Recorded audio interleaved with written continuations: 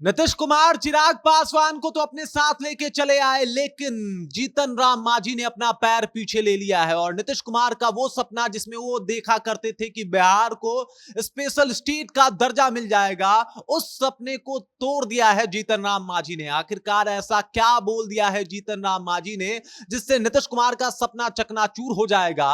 और इसके अलावा बीजेपी की कोई चाल है क्या कि जीतन राम मांझी पीछे हट गए हैं? इस पूरी खबर, इस पूरी जानकारी से हम आपको रूबरू कराएंगे, लेकिन उससे पहले मेरा नाम है रजत और आप देख रहे हैं जनता जंक्शन। जीतन राम मांझी, चिराग पासवान, नीतीश कुमार इकट्ठे मिलकर सदन में इस बात को उठा रहे थे कि बिहार को स्पेशल स्टेट का दर्जा मिलना चाहिए, बिहार को विशेष राज्य का दर्जा मिलना चाहिए। लेकिन अब जीतन राम मांझी अपने बातों से मुकरते हुए नजर आ रहे हैं, जहां पे उन्होंने बोल दिया है कि भाई बिहार को स्पेशल स्टेट का दर्जा कैसे मिलेगा? नहीं मिलेगा। नीति आयोग का ही फैसला है कि बिहार को स्पेशल स्टेट का दर्जा नहीं मिलना चाहिए, तो भाई कैसे मिल सकता है इनको स्पेशल स्टेट का दर्जा?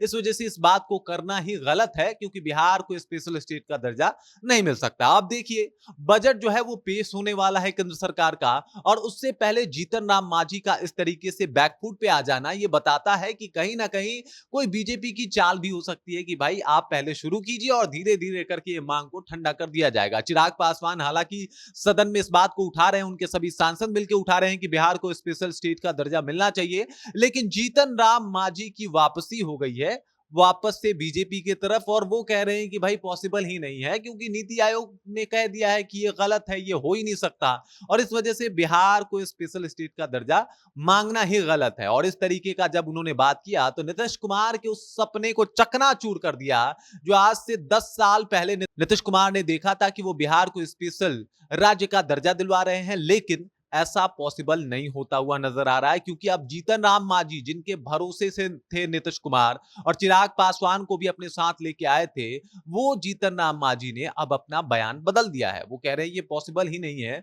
और इस वजह से इसकी बात करना भी गलत ही है। अब आप समझ जाइए, चिराग पासवान आए, अपने सांसदों के साथ इस मुद्दे को सदन तक उठाया, और सभी उनके जो सांसद है वो ये कह रहे थे कि भाई बिहार को स्पेशल स्टेट का दर्जा मिलना चाहिए। नीतीश कुमार लगातार से ये कोशिश कर रहे थे। पिछले कुछ दिनों में जब से ये बजट की घोषणा हुई कि बजट बजट जो है वो 23 जुलाई को पेश होने वाला है, उससे पहले जेडीयू के जितने भी सांसद और मंत्री हैं, सबने एक स्वर में ये बात कहा कि भाई बिहार को स्पेशल पैकेज या स्पेशल राज्य का दर्जा जो है वो मिलना चाहिए। लेकिन अब जब जीतन राम मांझी ने ही इसे सिरे से खारिज कर दिया, तो आप समझ सकते हैं कि बीजेपी की इसमें एक कोई बड़ी चालाकी भी हो सकती है। वो चाहता ही नहीं है कि बिहार को कुछ ऐसा मिले, और इसको लेकर उसने सबसे पहले जीतन राम मांझी को इस एक तरीके से गुट से अलग कर दिया। अब जीतन राम मांझी इस बात का जिक्र नहीं कर रहे हैं, वो इसको गलत ठहरा रहे हैं, और हो सकता है धीरे धीरे करके इस मामले को दबा दिया जाए, मामला ठंडा पड़ जाए, और जो ये स्पेशल स्टेट की मांग है वो बजट से पहले उस तरीके से हो हल्ला ना मचे, और इस वजह से नीतीश कुमार की जो है